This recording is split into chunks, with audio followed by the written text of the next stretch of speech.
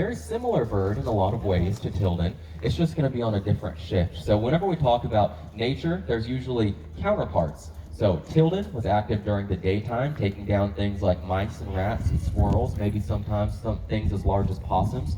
But there needs to be another bird, another animal, that's also taking down those same prey items at a different shift. So a nocturnal or nighttime active counterpart. So if we're going to be meeting a nocturnal bird of prey, anyone have any guesses who we're going to be meeting next? Say it. Don't raise your hand. Who? An owl. You guys are absolutely right. And thank you guys for laughing. That's the best joke I have.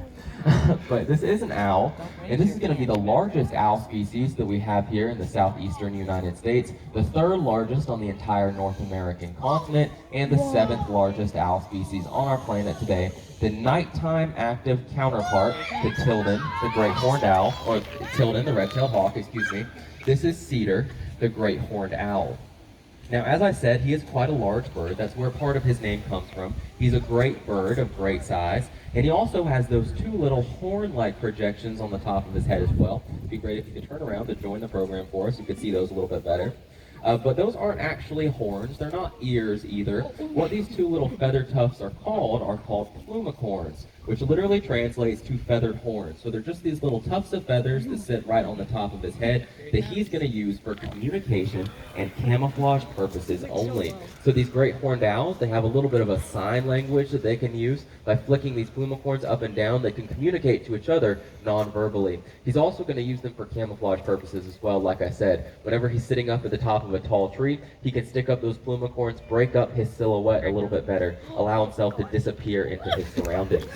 But these owls are going to be extremely impressive predators. Great horned owls are no exception. In fact, great horned owls like Cedar are going to be the top avian or top bird predator that we have here in North America. This is going to be the top predator of other raptors like red-tailed hawks that we met, also peregrine falcons, and even bald eagles. In fact, this is the only natural predator of a full-grown, mature bald eagle. These great horned owls, they've been documented, they've been known to fly up to a nesting pair of bald eagles sitting on their nest, kicking the pair off of their nest, feasting on the chicks, and then taking that nest over for themselves for the coming nesting season. So can't really overstate just how powerful of a bird this is. But most of the time, he's not going to be going after bald eagles on a daily basis for lunch or breakfast. What he is going to be going after, though, like I said, are things like squirrels, mice, rats, but he can also take down much larger prey items as well. Things like possums, raccoons, porcupines, skunks.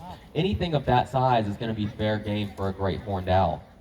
We talked earlier about the carrying capacity of a hawk. Hawks cannot kill and carry off anything that is heavier than their own body weight.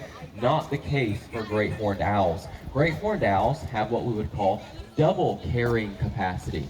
So that means that he can lift off, carry something that might be 2, even 2.5 times heavier than himself. Obviously for not very long, but for a short amount of time, enough time to fly up into a tree, he can carry off something that might be 5, 6, they've even documented carrying things up to 8 pounds on occasion.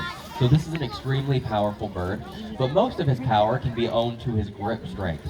So you guys can play along with me if you'd like to. We can demonstrate just how strong he is. You can make a fist and squeeze as hard as you absolutely can. All of you guys, everyone here is going to be squeezing at about 25 to 30 PSI, that's pounds per square inch of pressure. A full-grown German Shepherd dog or any large breed of dog is going to be able to bite down with their jaws at about 200 to 250 pounds per square inch of pressure.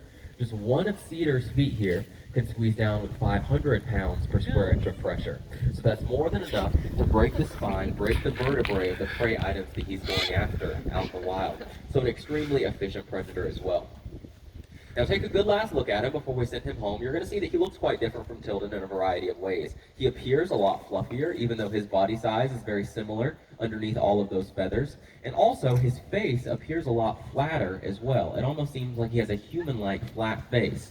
But that's just feathers. That's not his bone structure. Underneath all of those feathers, he and Tilden actually look quite similar.